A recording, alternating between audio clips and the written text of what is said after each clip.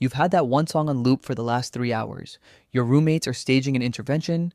Your Spotify Wrapped is already a disaster, and you're starting to wonder if your brain has actually hit a glitch. Your friends think you're stuck in the past or just plain lazy, but what if you're not? What if clicking that repeat button is actually a high level psychological hack that your brain is using to survive the day?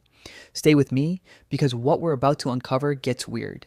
For decades, society has looked at people who listen to the same song on repeat as a bit obsessive.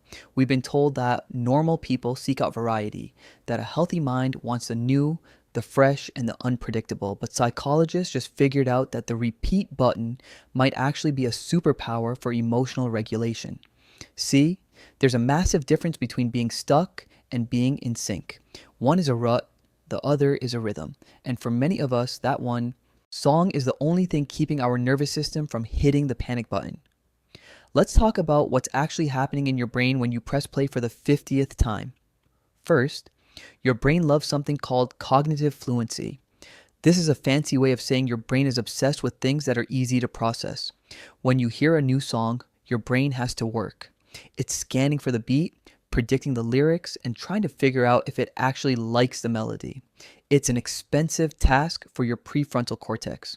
But when you listen to a song you've heard 100 times, the work is gone. Your brain can finally stop calculating the music and start feeling it. Psychologists call this the mere exposure effect. It's the simple reality that the more we're exposed to something, the more we like it. But there's a plot twist. With music, this effect creates a safe zone.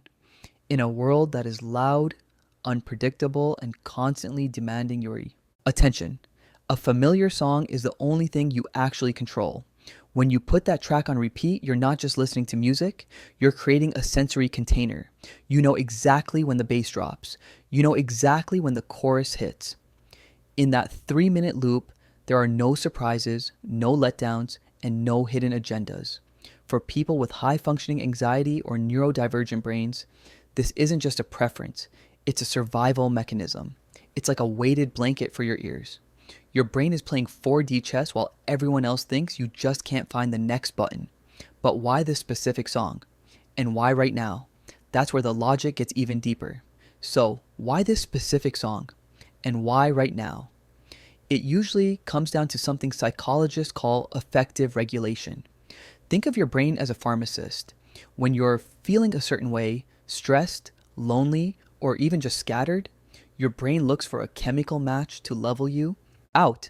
You're not just listening to music, you're prescribing yourself a mood. If you're going through a breakup and you've played that one heartbreaking ballad 40 times today, your friends might tell you that you're wallowing. But the psychology says something different. By matching the song's emotional frequency to your internal state, you're actually allowing your nervous system to vent. It's called emotional mirroring.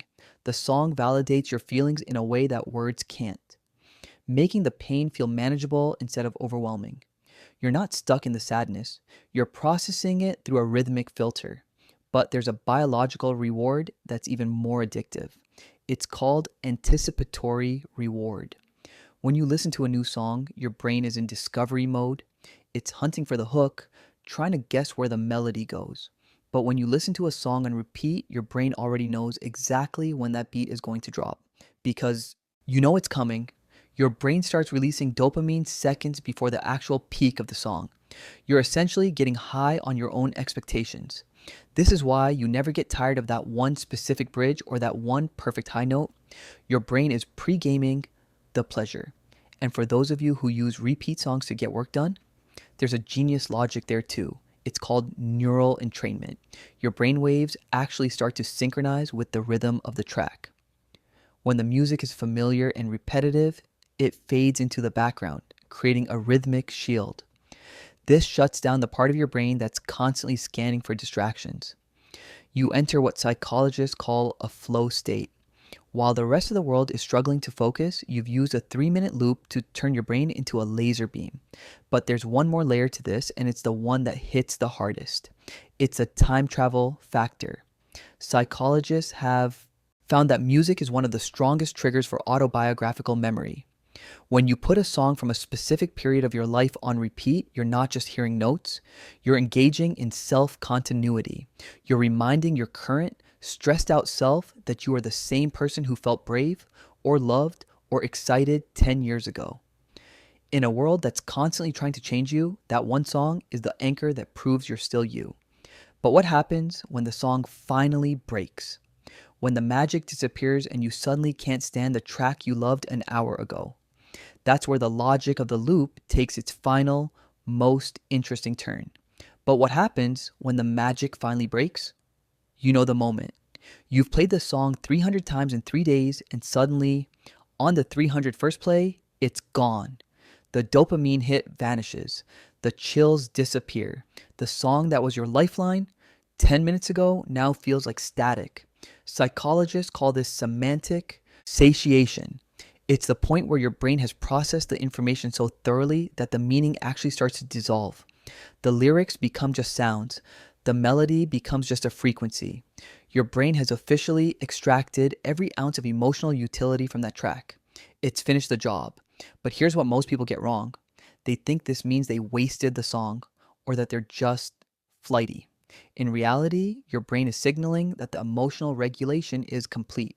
You've processed the grief, you've focused through the project, or you've anchored your identity long enough to feel safe again. The loop didn't fail, it finished. So, what does it say about you if you're a repeater? It says you're someone who values internal consistency over external variety. In a culture that's obsessed with the new trends, new news cycles, new notifications, choosing the old is a quiet act of rebellion. You're refusing to let the world dictate your pace.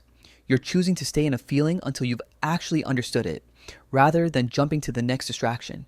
Whether you're neurodivergent and seeking sensory regulation, or just someone navigating a particularly chaotic chapter of life, that repeat button isn't a glitch, it's a tool. It's the way you curate your own reality when the outside world feels like it's screaming. The next time someone asks why you're still listening to that same track from 2014, you don't have to make excuses. You're not stuck. You're entrained. You're not obsessive. You're regulated. You're using the logic of the loop to stay whole in a world that's constantly trying to pull you apart. You're not just listening to a song. You're coming home to yourself. And honestly, that's the most logical thing you can do. I'll see you in the next one.